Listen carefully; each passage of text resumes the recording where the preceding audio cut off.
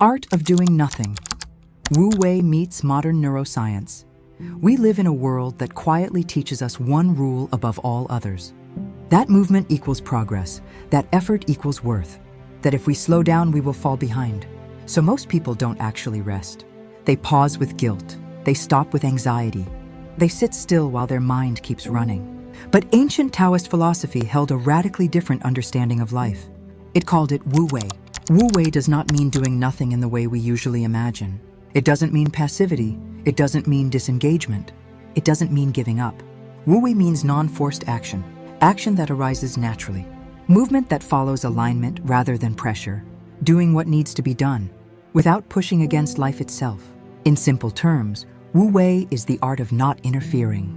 Modern neuroscience, quietly and without poetry, now confirms something remarkably similar. When the nervous system is under constant pressure, when it believes it must always be productive, alert, vigilant, or improving, the brain shifts into survival mode. In survival mode, creativity narrows, perspective collapses, the body conserves energy, the mind becomes obsessed with control.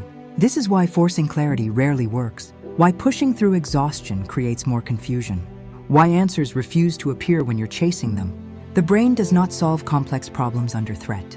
It survives them. Wu Wei is not laziness.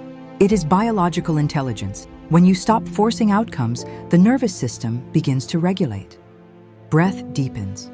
Muscle tension softens. The brain shifts out of survival and back into integration. This is where insight lives, where emotional processing happens, where healing quietly begins. It's why breakthroughs arrive in the shower, why clarity comes while walking, why answers appear when you stop trying to extract them. Not because you worked harder, but because you stopped interrupting your own system. There is a deep misunderstanding about effort. We've been taught that effort equals virtue, that rest must be earned, that stillness is only allowed after productivity.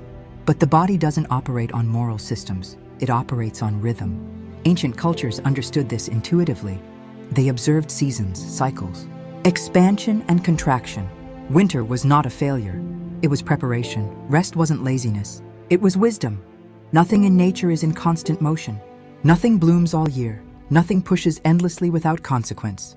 Yet humans expect this of themselves. Neuroscience shows us something important here. When rest is delayed too long, the nervous system compensates. Focus becomes brittle. Emotions become reactive.